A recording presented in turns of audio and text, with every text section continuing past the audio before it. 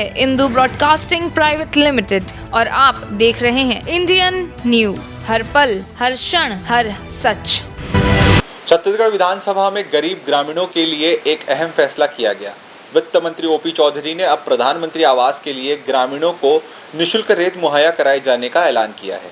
दरअसल विधानसभा में विधायक लता उसेंडी ने अवैध रेत उत्खनन पर और परिवहन का मुद्दा उठाया कि पीएम आवास के लिए रेत ले जाने वाले वाहनों पर कार्रवाई हो रही है। इस पर वित्त मंत्री ओपी चौधरी ने कहा कि गांव में कोई छोटे मोटे काम के लिए रेत ले जा रहा है तो उसे रोका नहीं जाएगा। वित्त मंत्री चौधरी ने कहा कि 5 साल तक गरीब पीएम योजना के तहत आवास नहीं बना पा रहे थे, अब ऐसे लोग फ्री रेत का उपयोग कर सकते हैं।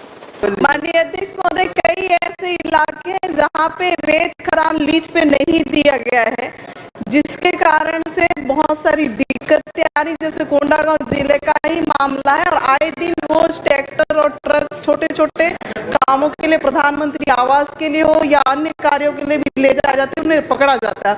अधिकारियों से सीधा ये कहा जा रहा है कि हमारा क्या कर लोगे, ट्रांसफर ही कराओगे और क्या करोगे। तो नियम में कलेक्टरों को निर्देशित करेंगे क्या, कहाँ जहाँ पे इस तरह की समस्या आ रही तत्काल लीज दिया जाए ताकि लोगों को सुविधा। माननीय सदस्य ने जो सेकंड कंसर्न रखा है कि छोटे छोटे ट्रैक्टर वाले या जो भी लोग हैं वो उनको प्रताड़ित ना किया जाए, निश्चित रूप से अध्यक्ष महोदय दोनों विषयों पर हम ध्यान रखेंगे कि एक और गलत करने वाले बड़े बड़े बाहुबली माफिया लोगों पर कार्रवाई हो। विष्णुदेव साय जी की सरकार अध्यक्ष महोदय, कोई बाहुबली नहीं बचेगा, ये हम सुनिश्चित करेंगे। और दूसरी ट्रैक्टर वाले हैं। प्रधानमंत्री आवास के लिए मुफ्त रेत की व्यवस्था के लिए नेता प्रतिपक्ष चरणदास महंत ने पीएम नरेंद्र मोदी का आभार व्यक्त किया। साथ ही उन्होंने रेत के नाम पर आपत्ति जताते हुए सवाल किया है तो कितना तेल निकलता है। इस पर विधायक धर्मलाल कौशिक ने कांग्रेस पर तंज कसते हुए कहा कि कांग्रेस के शासनकाल में रेत से तेल ही निकाला गया है। धर्मलाल कौशिक ने कांग्रेस पर तंज कसते हुए कहा, अब तो रेत से तेल निकालने वालों पर शिकंजा कसने का समय आ गया है। उधर वैशाली नगर विधायक रिकेश सेन ने सरगुजा, बलरामपुर, रामानुगंज, सूरजपुर में रेत के अवैध उत्खनन को लेकर सवाल किया। इस पर वित्त मंत्री चौधरी ने कहा कि खनन के 12 और अवैध परिवहन के 652 प्रकरण दर्ज किए गए हैं। रिकेश ने जवाब मांगा कि परिवहन के मामले अगर दर्ज हुए हैं तो गाड़ियों से रेत जब्त करने की बात रिकॉर्ड में है, तो वहां रेत कहां रखी है।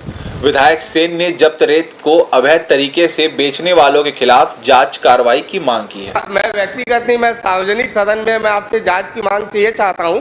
सरगुजा संभाग अंतर्गत जिला सरगुजा, बलरामपुर, रामानुजगंज और सूरजपुर में जितने भी खनिज जब्त हुए हैं, जितने अवैध रेत के काम हुए और जो भी खनिज जब्त हुए हैं, उस पर आप जांच की मांग इस विषय पे आप करवा दीजिए कि इस पे आप जांच करवाएंगे और कड़ी कार्रवाई करेंगे। माननीय अगर दोषी पाए गए तो। अध्यक्ष महोदय, सम्मानीय सदन है और सम्मानीय सदस्य के कहीं पर कोई कंसर्न है, कहीं पर कोई कुछ हुआ है जो उनको लगता है कि इलीगल हुआ है, अवैध हुआ है, गलत हुआ है, तो मुझे व्यक्तिगत रूप से बता दें, माननीय विभागीय मंत्री जी को रख करके हम 1 हफ्ते के अंदर उसमें हम कार्रवाई सुनिश्चित करेंगे।